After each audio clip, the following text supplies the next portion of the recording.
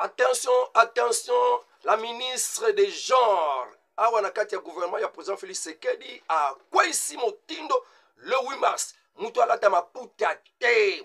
Le 8 mars, ma oyo yaba mama eza dédié na kolela. To kolela bande ko bazo kufa na kati ya est de la République démocratique du Congo. Alobi ba mama nyonso na mukolo ya le 8 mars balata bilamba ya mwindu pona kolela bande ko nyonso bakufi pe bazo kufa na kati ya est de la République démocratique du Congo. Est-ce que boyoki to boyoki te? Mama Mireille Massango. Je crois kombo na ye yango wana de la ministre des genres Mireille Massango interdit le port de panne le 8 mars. Il faut s'habiller en tenue noire pour partager la douleur des tueries et de la dégradation de la situation sécuritaire. Dégradation de la situation sécuritaire. Oh, Boyoki, Nakanisi, Boyoki. Ah, bonjour, bonjour, bonsoir, bonsoir. Ça dépend de l'heure à laquelle vous êtes en train de me suivre. Vous êtes dans la chaîne Mwana Congo José Télévision. 4x4 devant vous, toujours votre serviteur José Matuvangwa. Mwana Manyanga ou Mwana Congo José. C'est toujours ça. Je vous remercie, vous tous, pour votre attention particulière à la chaîne, aux émissions. Vous ne serez pas déçus parce que mes sources sûres ne vous permettront pas d'écouter les mensonges. Ok, nous allons parler de quoi? De la situation sécuritaire. Quelle est l'évolution de la guerre à l'est de la République démocratique du Congo? C'est ça que nous allons vous parler. Un compte rendu en bref au Nord Kivu, en Ituri, au Sud Kivu. Peut-être on peut frôler aussi au Sud Kivu. On va aussi vous donner le message de Wazelendu à la population de Bunagana. Et la demande de Kagame au président Félix Tshisekedi. Kagame appelle Tshisekedi à répondre aux doléances des Tutsis congolais. Ah, est-ce qu'il y a des Tutsis congolais? Alors Kagame perd la tête ou comment? Kabouya compte déjà finir son travail avant le délai constitutionnel de 30 jours. Le ministre rwandais des Affaires étrangères Vincent Biruta souligne l'intention de leur pays à se défendre contre les attaques de la République démocratique du Congo. Washington dit comprendre la frustration de la population congolaise et se dit préoccupé et assure le président Félix Tshisekedi d'être toujours aux côtés de la RDC pour le rétablissement de la paix à l'est de la République démocratique du Congo. Lokuta, Luvunu, Washington, Luvunu. Ok, guerre kuna na este ya mboka na biso République démocratique du Congo. Bande konangai awa izande chaîne na bino oyo bo linga kamingi koyoka na chaque jour mwana manyanga alobi nini. Parce que mwana Congo nyonso sikazali akolinga kate alala sanki ayeba nini yozoleka na kati ya mboka na ye. Ebele baza na kati ya ba diaspora ba tension na bango makanisi na bango ezalaka kaka na mboka ya République démocratique du Congo parce que atako osomba na mboka bapaya mais ozaka ka leste o bazalaka na posa baya na mboka na bango ko investir yangwana ba diaspora nyonso bazalaka na posa mboka na bango ezwa kimia. C'est pourquoi balingaka mingi koyoka mwana manyanga alobi nini. Abonnez-vous à la chaîne, vous ne serez pas déçus. Il faut partager l'émission et liker, commenter ce qui tango et pesa milebino ko commenter. Numéro na kopesa nasuka, numéro na wana ezalaka pona ba onyonso balingi kozala ba partenaire ya chaîne na biso mwana Congo José Télévision ndenge bo développer pe bo soutenir pe ba chaîne mosusu ngai pe na lansaka appel demande et ba onyonso onzamba pambola. Bible lobi quand vous serez affermis, affermez les autres. Quand vous serez bénis, bénissez les autres. Nzamba pesu makoki je voulais être partenaire de la chaîne Mwana Congo José Télévision pour développer les matériel sophistiqué. Tout le monde une chaîne d'investigation. Ça dépend de vous. Alors, numéro IPS Makawana pour se pointer comme Ibimisa. Vraiment, je veux vous soutenir. Et kozala mabete nalola na mabele pe na se mabele et kozala nango mabete bitumba akalmi ezana bamboka mususu kote ba masisi basake moi akalmi ezali ndenge ba journaux esili kolakisa biso mais ena ba kote mususu akalmi ezalaki te bitumba ezalaki kaka makasi lokola na kote ya Rutshuru il y a eu des combats. Alors côté ya Kiringa ezande ba cité ezande ba na ba périphérie ya Rutshuru kunande toyokaki il y avait vraiment des combats intenses na ba côté wana à tel point que ba M23 bazalaki na pema na li felo moko ya kosakana te ya moto ya kosakana te ba kimi ba prendre poudre d'escampette na front na ligne de front. Alors ba wazalendu ba FARDC ba ye bandi kotanga 27 corps de militaires rwandais RDF M23 UPDF abandonné na mabele bakokaki kolokota bango te ndenge ezali momesa nona bango bakoki kolokota bango te. Plus de 27 corps de militaires rwandais RDF UPDF abandonné ba M23 ba abandonné bango sima ya kokima sima ya fuite na bango ba abandonné ba bibembe ba blessé de guerre. Pression ya FARDC et ya makasi na mweso obi tumba ezalaki mingi samedi pe na ibandeli ya dimanche bitumba ezalaki pression FARDC za makasi pona ko bimisa extirper ba M23 na kati ya bangomba nyonso pe na kati ya mweso. Près de 3 villages sont passés sous contrôle ya Wazalendo na côté ya Rutshuru. Dans plusieurs lignes de front, la FARDC ont fait un travail excellent. Dans plusieurs lignes de front, au Babitumbe eleka kilobi na Rutshuru, les FARDC basali musala plus excellent. Surtout que Papa Jean-Pierre Bemba vandeli bango na Goma. Nani a kofiatu la kuna. Donc ils ont fait un travail vraiment excellent hier dimanche, le 18 février 2024. Ba M23 ebele ba Koufi, ba M23 ebele ba Zoki, même ba mercenaires polonais. Donc ceux qui armée rwandaise et kokozala la première armée otoana ba soda bi bosono ba handicapé ba katana makolo pona guerre ya RDC na kanisi armée polonaise et kozala deuxième armée na monde et kozala plus de bi bosono pote ba kokata la kamakolo na ba guerre. Même ba mercenaires polonais ba bandi pe kokata na makolo na bitumba oyo ezoleka na est de la République démocratique du Congo. Ok, na kansi makambo eza grave kuna na est. Mais en tout cas FARDC a osala musala na ye. Nous comptons sur vous, nous comptons sur les Wazalendo. S'il n'y avait pas de Wazalendo, en tout cas na ebitel RDC nisi bazwa déjà ba bamba bango ba kombo non c'est de groupes armés sont de boye pour nakaka ko détacher bango na FARDC. Mais le président Félix Tshisekedi a tenu sa promesse que batwana bazaba réserviste. Hier le gouverneur militaire Peter Siri Mwami accompagné ya coordination ya bandeko ya VDP ba Wazalendo basalaki ba inspection na ba ligne de front surtout na axe ya Sake Kishanga batala lolenge ni makambo zoko tambola lolenge ni victoire ya FARDC et siliko botambuma. Donc librement axe ya Sake Kishanga batamboli librement gouverneur Peter Sirimwami avec une délégation ya coordination ya VDP ya Wazalendo balekaki na kosala inspection. Le M23 se sont affrontés entre eux na mukolo ya samedi na Kishanga. Esika bango bavandi na kata Kishanga babetanaki bango na bango na mukolo ya samedi le 17 février 2024.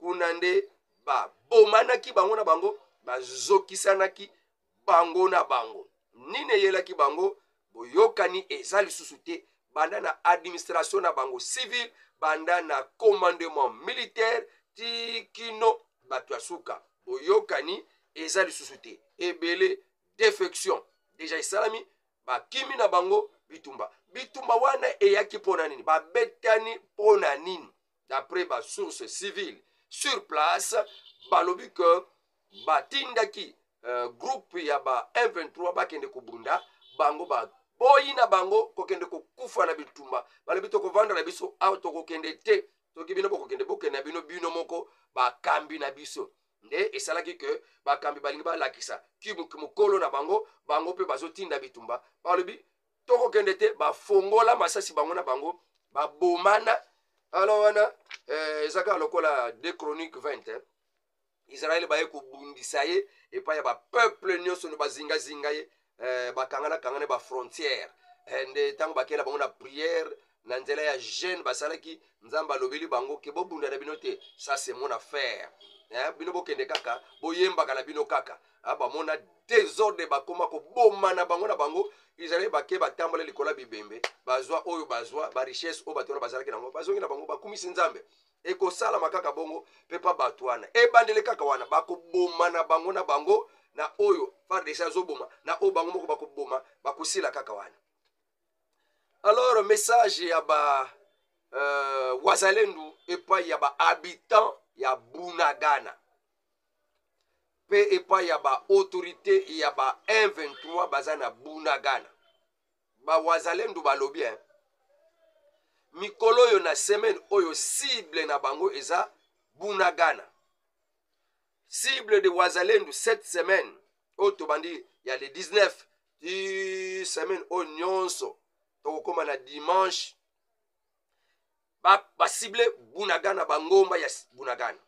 Cible de wazalendu cette semaine alerte balobi si vous habitez aux environs de la colline de Bunagana ou encore dans le voisinage de Bunagana so boyebi moko avant de la kota Bunagana responsable ya M23 bayebisa ye a quitté déjà lieu abima na ye déjà na Bunagana immédiatement car ça sera grave dans peu de temps. Wana eza message ya bawazalendu oyo batindi na bato nyonso baavanda na bangomba ya nzinga Bunagana pe na kati ya Bunagana. Semaine oyo totalela bino axe ya Busanza Jomba na Ruchuru ba M23 bayoki moto bengani bango bomi bango en cascade epa ya bawazalendu batikeli bango kaya kimia te. Ils ont mis à mal le M23 UPDF RDF. Ils ne peuvent plus ramasser leurs corps. Yakoka mona Ituri bakodeko bakena ko nyoko la bandeko na bango babita ya Ituri côté ya Beni. Eza côté ya Beni na Ituri te. Côté ya Beni a frontière na Ituri. Kuna pe ba kodeko ba nyoko la kabatu. Ndenge bakambasala kana kate Ituri. Bakena kokunda batu vivant.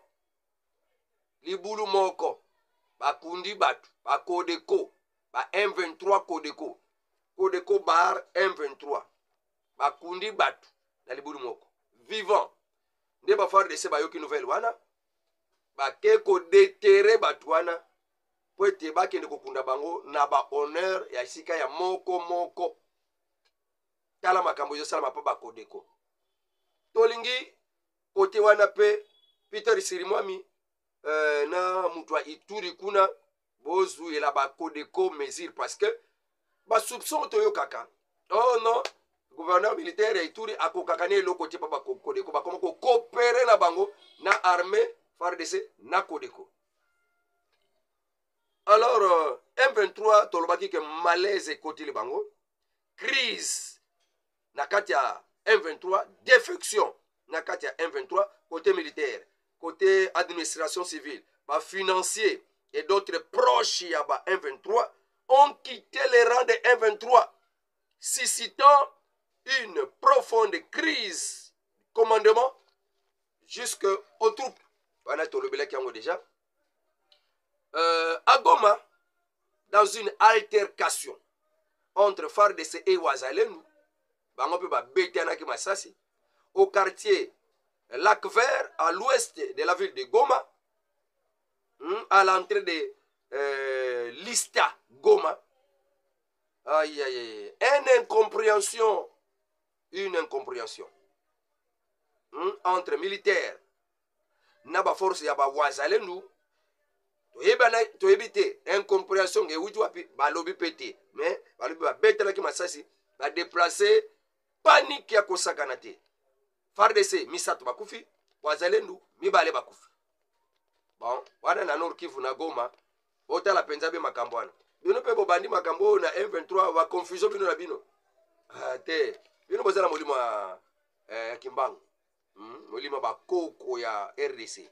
Boko bundana te. Bulu yeke kokote la bino te. Bulu yeke kote la nde ba M23 ba beta na bango na bango. Kuna ba beta na bino pe ba beta na. Otala bien commandement na bino. Il y a quelque chose qui se passe. Wazalenu na FARDC ba beta ni masasi na Goma. Mboka ya Sirimwami. Isika Jean-Pierre Bembazali. Akopesa biso compte rendu. Qu'est-ce qui s'est réellement passé? Kuna na kati ya Goma. Entrée ya Ista Goma. Ok, je crois. Moi compte rendu wana ndeto yebi. Toke neno message ya Kagame. Demande ya Kagame. Et pas ya président Félix Tshisekedi. Kuna bisika bango bazalaki na prise ya parole ya Kagame. Kagame, président ya Rwanda, appelle le président de la République démocratique du Congo, Félix Tshisekedi, à répondre aux doléances de tous les Congolais. À répondre à nos besoins, à nos passes, à nos senga, à nos tous les Congolais. C'est en défenseur de tous les Congolais que Paul Kagame s'est présenté au sommet d'Addis Abeba. Sur la crise dans l'est de la République démocratique du Congo, Kagame appelle Tshisekedi à répondre aux doléances de cette communauté Tutsi en RDC pour restaurer une paix durable à l'est de la République démocratique du Congo. Et Kagame, pour la Kimezonga, il faut kaka ayoka doléance ya Batutsi congolais. Est-ce que la communauté de Batutsi congolais, une communauté, une minorité, communauté ya Batutsi na kati ya RDC? Wana tundimi. Mais pour la Batutsi congolais, Kagame, ça n'existe pas. Kokende ko imposer biso batumoko to bazaya bisote. Il y a des défenseurs là-bas. Paul Kagame avait affirmé qu'il faut s'attaquer aux causes profondes. Afundaka communauté internationale que bango bazo misabitumba parce que bazo bala bango cause profonde te ya makambozo de kana RDC. Yango Kagame alinga expliquer cause profonde. O ya condamner la communauté internationale bazo misabitumba sans connaître la cause profonde. Kagame alinga expliquer cause profonde. Il y a insécurité o ezoko persister kuna. Cause profonde wana et outil na mauvaise gouvernance. Il y a régime ya Tshisekedi. Discrimination ethnique de Tutsi. Tozo discriminer bango. Kochola bango, kobwaka bango, kotia bango musika, mupanzi. 3. Violence contre les Banyamulenge au Sud Kivu et les Ema en Ituri. Naeba kapenza pete Ema ngo Kagame abandi komisa kombo ke ba Ema ba Ituri bazalaka pe ba nilotique batuna ye bazalaka na kati ya Ituri bango pe baza donc baza babwa kisamaka ba minoritaire moko boye qui sont aussi discriminés na ba Banyamulenge baza na Sud Kivu. Oyo toyebi ke Batura Nero, ba Ngomino, ba groupe rebelle beleza na Batutsi na Batutsi et ils sont là pour tuer les Congolais. C'est pourquoi ils ont la autodéfense babima pour se défendre contre Bangwana. Et ba mi komisa lokola ba responsable mabele ba mi benga ba Banyamulenge or non sont des étrangers balingi donc bavandela mabele ya bato ekoma ya bango et ils se disent maintenant lokola menacé oyo eza mabele na bango te alors balobi ke baviolentaka bango bana molenge baza na sud kivu baviolentaka baema baza na ituri nzoka bazalaka bato ya kagame nayebaka te kagame mutu alobi aoprotege bango donc les ema de l'ituri sont sous la protection de kagame bazalaka na makanisi ya kagame vraiment nayebaka te mais tozalaka na mama moko mama mimi il nous parlait beaucoup de ema ke ils sont pas de kagame baza bato ya kagame te lelo kagame asankapare na bango en tout cas soki nakutani na mama mimi biriema na kotuna ye badéclaration ya kagame mpona baema olobi nini soki mpe moto aema koyoka ngai ndenge kagame azokosankapare na bino ke boza bato na ye ekongo azoniokola bino azokodiscrimine bino ndenge azodiscrimine mpe batuchi oyo baza na sud kivu en tout cas boloba mpenza bien donc cause profonde yango kagame asili koloba discrimination ethnique ya batuchi mauvaise gouvernance na violence contre le banyamulenge ya sud kivu na ya ituri baema donc sur la base de leur appartenance ethnique yango bacholaka bango babwakisa bango babomaka bango le seul objectif de FARDC de déraciner les Tutsis congolais à l'est de la République démocratique du Congo. Donc pour la Kagame alobi que décision ya FARDC pe ya Félix Tshisekedi bapikola batuchi nyonso baboma bango à cause du refus de s'attaquer aux véritables doléances des rwandophones congolais Tutsis, à cause du refus de rapatrier des centaines de milliers de réfugiés congolais vivant dans les régions, donc na Rwanda, Congo a refusé. Les FARDC ont jugé bon de nettoyer les Tutsis congolais qu'ils considèrent comme des Rwandais. Et bon, Kagame, waka mutu, il y a un problème au Kotokoma. Est-ce que les Tutsis au Congo, il y a un Tutsi? Nous connaissons la mboka na kuta ba Congo, to Bangala, to Baluba. Kagame. Pourquoi vouloir un peu mentir plus que celui qui a créé les mensonges?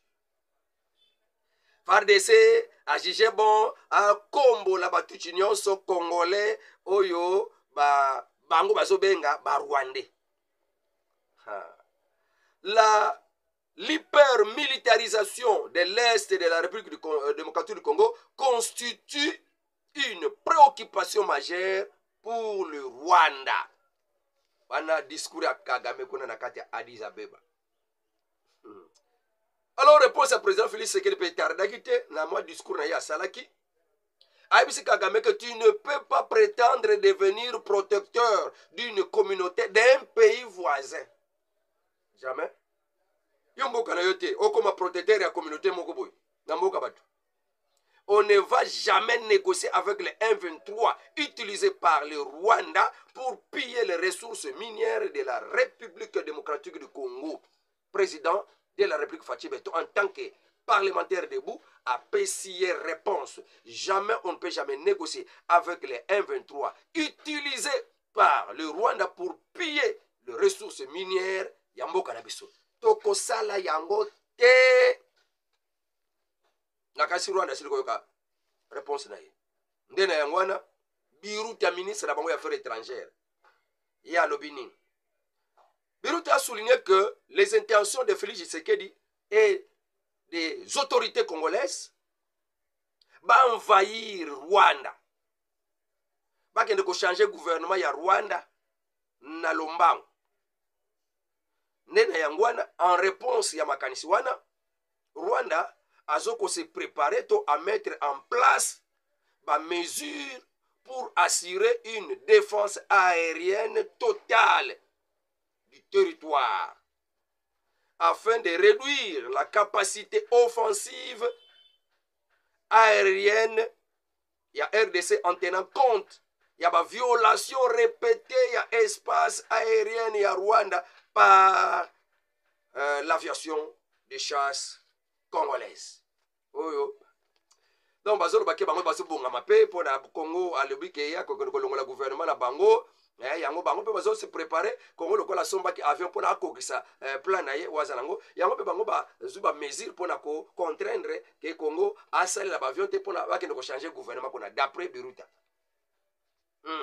OK, ça va mais toyebi ke bitumba oyo eza ya BRICS na G7 ndenge bazalaki na Addis Abeba BRICS azalaki G7 azalaki délégation ya ba occidentaux ezalaki délégation pe ya ba côte est ya Russie bazalaki Lula président ya Brésil muta BRICS azalaki Afrique du Sud muta BRICS azalaki et oni apesi faveur pa ya SADC qui sala nyos au soutenir RDC pour na kobimisa ba M23 na kati ya mboka wana parce que on en a assez topesa yo manduki et même MONUSCO ba contingent ya ba sud africain na kati ya MONUSCO bango nde bato bazobumuda sikoyo au côté ya FARDC.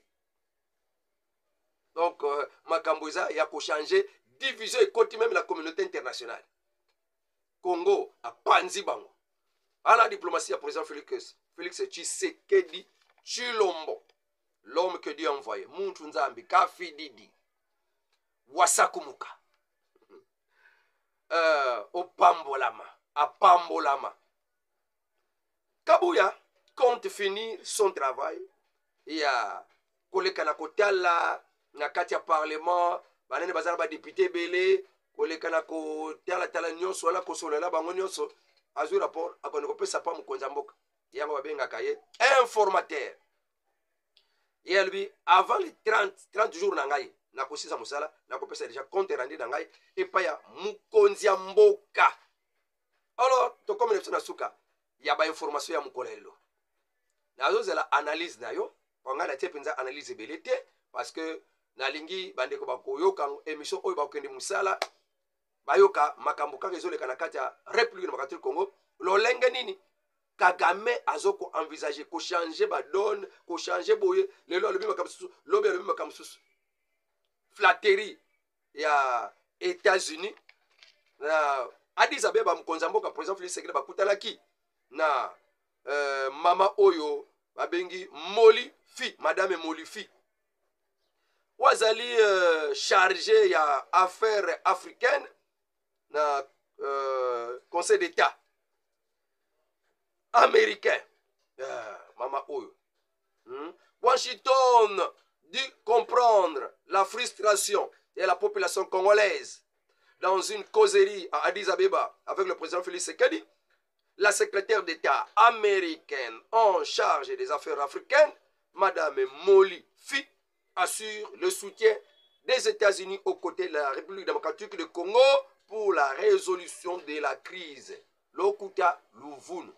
Amerika aza jamais na sima ya Congo, aza na sima ya Rwanda et azoko influencer bamboka nyonso to kangani nango bamboka tozala bango ba frontière pour na bazala na ngambu na bango ba tungisa Congo baza ezala ba base arrière pour na ba déstabiliser République démocratique du Congo ba pesi mabele na Brazzaville Congo Brazzaville et pas ba Rwandais ba militaire bazakuna ba pesi mabele et pas ya ba Rwandais na Angola côté ya nzela ya Malange ba kunande na Lunda Nord ba pesi mabele ebele et pas ba Rwandais bazawana. Tout ça c'est pour déstabiliser la République démocratique du Congo. Mais na moi boye ba sala moi j'aime ko lokola baye ko sunga ko ta médiation ne ko simbate. Il n'y a pas de négociation. Il y a déjà dans notre armée plus de généraux, il y a batuti que des autochtones. Jamais dans l'armée ko sala mabongote. Bah, traiter bah, combien belé parce que on avait déjà sémé des touchis même dans renseignement to comme on a que na Nord Kivu bah o baso kamba renseignement corrompu yangwana mutu aliboso ba kokende ko pendre mais na sengi vraiment ba pendre en public te biso ba congolais tout le monde tozala kana somo et c'est que ba bomela bato bokende ko bomba ka quelque part bomba to ka ki ba bomier hein ba pendre numéro 1 redok bana ya Nord Kivu na balandi na yewana na porte-parole civile, il y a gouverneur. Il y a pas kangaki. Banyo soana basa proche ya Paluku. Proche ya Paluku. ali bapaluku basali eloko na bango na ba na bakamere na bango nyonso wana mpo basala eloko na bango biso ta badepute ebele bamayele mabe je mabe boza nango boyebane na bino tolandela bino quand même malembe tolandela bino bapaluku wana mtu wana na azalaki na kati ya parti na yo mpe baparti ebele bazosala na bango baje moko ya baje me ezoyebana pendaison fo esalama fo ezala vraiment adopté kala mingi te bapeuple congolais bakosala marche mpona kosoutenir pendaison. Alors lelo marche ezosalama kuna na kati ya Nord Kivu ekobandaka na Goma wana tina sake bamouvement citoyen mpe bandeko mosusu badéfenseur ya bajeune badéfenseur ya bana mboka ya Nord Kivu basangani mpona kosala marche kointerpeller communauté internationale balekana kosala quelque chose sinon baza impliqué. Quand tu ne fais rien yo moto makoki akopesa sanction mais quand tu ne fais rien kaka badéclaration munoko c'est que tu es complice notika kokiba baresponsabilité yango papa Peter Kazadi ata kokotela baaméricain ndenge nini ke baza nsima Rwanda te me toyebi ke papa Peter Kazadi yo obandi déjà kosala mabe kala mingi te tokobengana yo na UDPS bengana biso na UDPS parce que tu commences à faire des choses contraires tala bawewa bakota so na ville te bakomi koboma bango basala su te bato basala bambongo na bango bino nde bozwa privilège bana kutu boboteli bamoto mpe bakozongisa bamoto te okokotia ordre te na bala police na désordre partout population ezoniokwama nayo ministre ya intérieur mwacha ma papa kilimbalimba ntango yaki totelaki confiance mpona balwa mosusu me tokomi komona vraiment ke ekomi kotengama makasi papa kilimbalimba changer comportement na mwa mikolo oza nango nanu changer comportement talisa peuple congolais ke olingi mboka sino basupso mpe ebele ezobima outa mais tuna toza nanu te tootala na mosala na yo parce que Joseph mpe awaki na mohuta me asala mosala basinda andima ye mais soki asali mabe bakobengana ye mpo oza na makila ya bakongole te.